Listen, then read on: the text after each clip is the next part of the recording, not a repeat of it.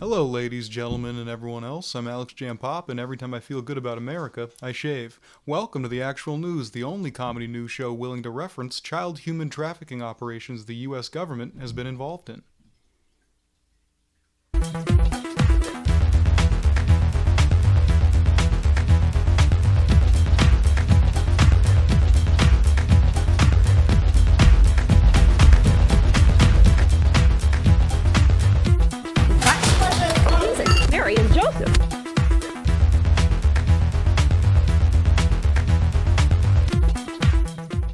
This is our second season of the show, and we're very excited to bring you 5 episodes counting down to the 2020 election, or as many people are calling it, what was supposed to happen in 2012. Today's top story, the president contracted coronavirus Thursday night from Hope Hicks, who claims it was an accident, but we know better, Madam Antifa. In all seriousness, our show would never advocate for the death of a human being, so we do want to genuinely wish the president a speedy recovery. Do you think they'll buy that? No. No? No. Well, it can't seem like I want the president to die. Even though, like, I feel like I'll die less if he dies.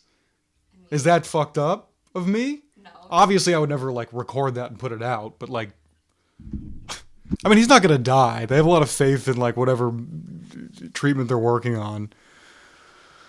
But if he dies, though... Jokes at a time like this would be disrespectful. I have a few. Finally, Melania has an excuse to not touch her husband. Trump's decided to downplay COVID by saying it's not even the strongest virus he's given the First Lady. When asked for comment, COVID-19 said, "Oh, I know, but it's been a while, and I mean, he's famous." You gotta feel bad for this strain of COVID. Imagine hearing you have the power to do cognitive damage, and then you show up in this brain. My sincerest apologies to all the people who were like, I don't wish ill on anyone. If Hitler sneezed, I'd give him a tissue and he'd be inspired to love after seeing my beautiful, generous act. And the truth is, death can be funny, especially when it doesn't affect you personally. Tuesday's debate between our two nominees felt to many like a bad orgy. Disorganized, yelling, politicians are there, someone brought their kids, and that's not cool. It was stated specifically in the encrypted PDF to not do that this time. And all of this because of a lack of communication and erectile dysfunction. Seriously, Trump and Biden are old, former cool guys. If they had working parts, they wouldn't be running for president. They'd be at a penthouse, snorting diet pills and watching Ivanka dance before they head to the polls together and vote Republican. Most of the debate was Chris Wallace just being like, what about this very bad thing? And Trump responding by being like, it's not that bad. And then Biden being like, I would do it slightly less bad. That's the heart of the issue. We have two ideologies set up to be diametrically opposed, and each side has a contradictory idea of what makes a good debate performance. Trump supporters feel his assertiveness and refusal to stay quiet are his advantages, while Biden supporters think attempting to relay facts and seem compassionate are his. As a result, neither side can definitively win because we're not playing the same game. It's like Biden's playing chess while Trump's whipping a Super Nintendo at the wall. And Trump's winning. Democrats aren't much help either. They're basically running on a platform of, hey man, we just want to be paid by banks and use private armies in poor countries. We didn't want to see you get all fucked up. Damn. Good luck. Hunter Biden was caught receiving a $3.5 million wire transfer from the former mayor of Moscow's wife. That's why you should always pay your dealer in installments, and instead of writing corrupt deal as the Venmo reason, just write guitar money. Or couch.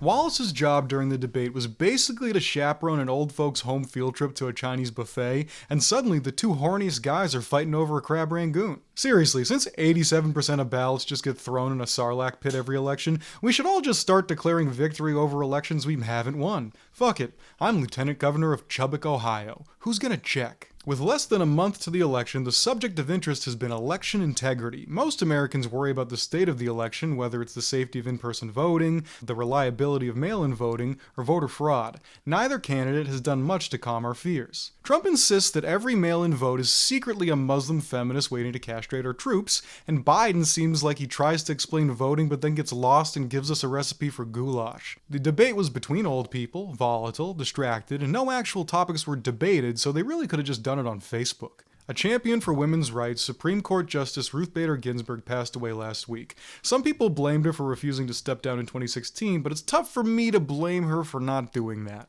What else is she gonna do? Stare at an old painting until she dies? Hell no. Let her make laws and shit.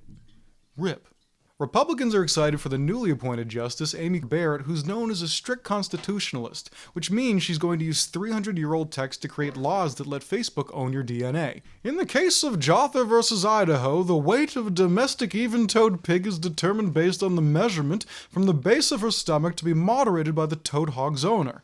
And that's why private insurance shouldn't cover abortion. Our real government! Belarus is having massive daily protesting at Alexander Lukashenko's election victory, capturing 97% of the vote.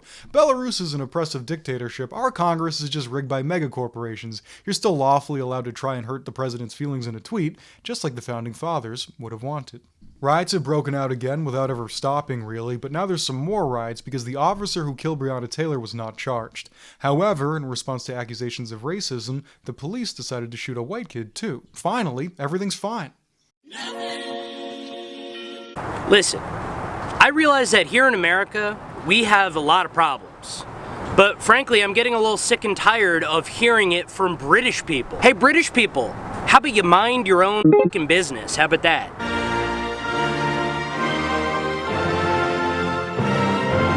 You're gonna come and criticize us? What is more annoying? Trump saying huge, or any British person saying aluminium? Every part of America is better. I'm sorry. Our food is better, our movies are better, Doctor Who is a terrible show. Oh yeah, Nando's chicken is so good. We have Popeyes and Chick-fil-A. Thank you very much. This is actually a little better than I thought it would be. I get the hype. That's really, really good. How about before you tell us what to do in America, you figure out what to do with Prince Andrew? You were staying at the house of a convicted sex offender. It was a convenient place to stay. Even our street gangs are better. You guys have soccer hooligans. We have the Proud Boys and Antifa. You guys are a bunch of Who do you guys have as your leader? You guys have Boris Johnson. Boris Johnson looks like Trump's electrocution stunt double. Boris Johnson looks like Wallace from Wallace and Gromit after the cheese finally caught up with him. Remember when coronavirus first hit the UK? Boris Johnson had the balls to say that coronavirus isn't really that bad. And then what he would do is go from hospital to hospital shaking hands of coronavirus victims. I was at a hospital the other night where I think there were actually a few coronavirus patients, and I shook hands with everybody, you'll be pleased to know, and I continue to shake hands, and I think it's very important that people obviously can make up their own minds. Lo and behold, he ended up with coronavirus in the ICU. The British Prime Minister Boris Johnson has been admitted to intensive care with those persistent symptoms of coronavirus. And of course, because of this, England ended up changing their national anthem to the Curb Your Enthusiasm theme song. Next person I see say something snarky with a +44 area code, I'm punching right in the face. Look, I'm starting to understand why America got rid of you guys, Ireland got rid of you guys, and now Scotland's trying to get rid of you guys. So who is it? Is it us or is it you? We broke up with you, England. It's over. We don't want you anymore. You'll be back is not true. Hamilton is not real. You guys are like a stalker, crazy ex-girlfriend who just likes all of our posts now. The only things that you've made in the last 10 years, what have you made? You've made dubstep. All your teenagers are high on ketamine and Molly all the time. You're a country full of drug addicts that have gross mouths and nothing to say.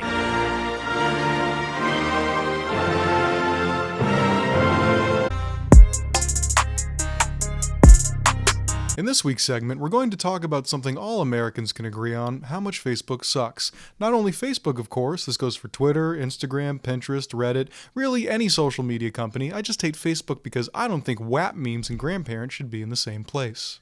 If you're someone who's watched the popular documentary The Social Dilemma, or simply listened to the screams from our dying society, you're probably a little bit worried about our tech companies. Few people realize this, but over the last few decades, technology companies have gone from simply building hardware or software to a new model, selling viewers to advertisers. This isn't a new practice. The whole reason TV existed in the first place was basically to sell ads. They produced shows, and whichever show had the most viewers made the most money because advertisers knew how many people would see their commercial. The more eyes on the screen, the more you can charge the advertising company for a 30-second spot selling people Coca-Cola filled with PCP or whatever people were into in the 50s. Now, social social media companies want to do the same thing. The more they can guarantee you're looking at your phone, the more advertisers will pay them. That's not a problem in itself, it's kind of a fair trade. I've spent so much time looking at advertisements, it's all come full circle where I am the product.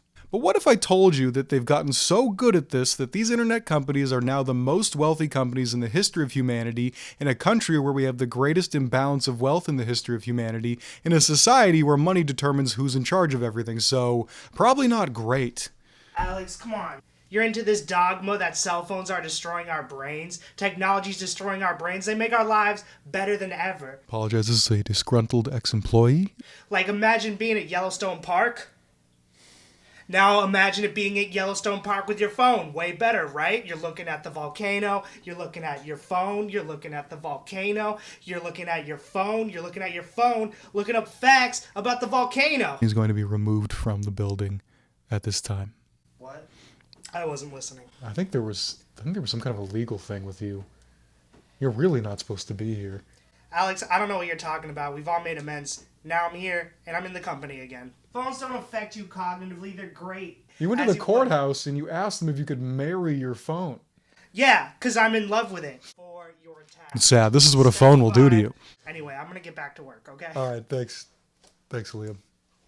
Could you imagine the people who wrote the Constitution trying to plan for this? It's impossible. They'd be like, if Doth's paper could become hyper-intelligent, then it shouldn't be able to rule over you. So of course we don't have any laws for this right now. It's important to realize that the technology we have now is incredibly powerful, connecting humans from around the world in an instant for the very first time in history.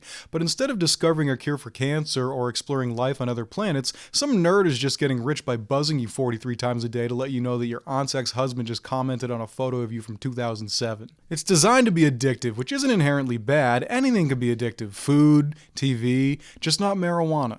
Take that down. Let's face it, it's bad for all of us. Encouraging freedoms for businesses is good, but when we're in a position where these companies become so integrated in society that they're the main way humans interact, especially during a pandemic, and all the small businesses are forced to fall under and operate according to the rules of this one big business, you start to realize that we probably don't need to worry about corporations' freedoms before we worry about people's freedoms. I apologize to the 8 people in the world who were offended by this statement. The Social Dilemma covers and describes these issues quite well, but doesn't present a solution, probably because a large corporation produced and distributed the documentary. It's regulation. There's a big difference between fining a small business too much for a minor infraction and telling a corporation to stop ruining society.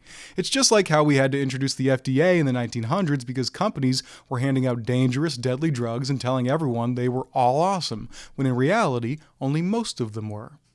The U.S. seems to be making some headway when it comes to privacy rights for its citizens, with a federal judge ruling that the information Edward Snowden leaked in 2013 did point to illegal activity carried out by our government. They were looking at everybody's phone records, not just terrorists. The government has seen your nudes, and they're not impressed. Anyway, yes, we need legislation guaranteeing digital freedoms and privacy rights for Americans as the tech industry grows. I personally like Andrew Yang's plan for every American to get a piece of the profit in the form of a flat check, and the idea of Mark Zuckerberg not knowing what my dick looks like. There are steps you can take on your own. Jonathan Haidt, a social psychologist, author of The Coddling of the American Mind, and a guy who went on Joe Rogan sober, points to how badly this is affecting children. Depressive episodes. Yeah, so I guess I'll just narrate it for people who are listening, not watching the video. You know, so you said before it's like a virus came out of nowhere, and that is sort of what it's been like. So what's happening in America, and I know it's happening the same in Britain and Canada. I haven't looked at other places yet, haven't dug into those stats. What's happening is that rates of depression and anxiety were fairly stable from the 90s through the early 2000s. And what you see here, and this is a graph that's in our book, is that the percentage of kids aged 12 to 17 in America who met the criteria for having a major depressive episode, that is, they're given a symptom checklist with 9 symptoms, and if you say yes to 5 of them, feeling hopeless and couldn't get out of bed, if you say yes to 5 or more, you're considered to have had a major depressive episode. And what you see is that the rate for boys is around 5%, and then around 2011 it starts going up, and now it's around 7%, which is actually a somewhat substantial increase. But as you can see in the graph, the line for girls starts off higher because girls have more mood disorders, more anxiety and depression. Boys have more antisocial behavior, alcoholism, crime, and violence, but girls it's called an internalizing disorder. Girls basically make themselves miserable, boys make other people miserable. The girls' rate is higher, but it was stable from 2000, or at least in that graph, from 2005 through 2010. And then right around 2011, 2012, it starts going up, and it goes way up to the point where it goes up from about 12% to now about 20% of American teenage girls have had a major depressive episode in the last year, 1 in 5. So remember, you do control a large piece of your life. Turn your phone off for a few hours, leave it in another room, and softly whisper sorry into your own brain. If you have children, try to talk to them about technology and staying off the internet. If they resist, tell them there's a picture of you naked on there somewhere that could pop up at any time. Thank you, and good night.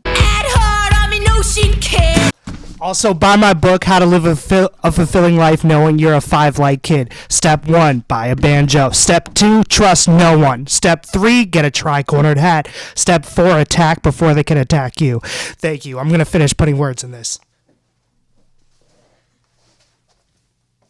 At heart, I'm an ocean kid.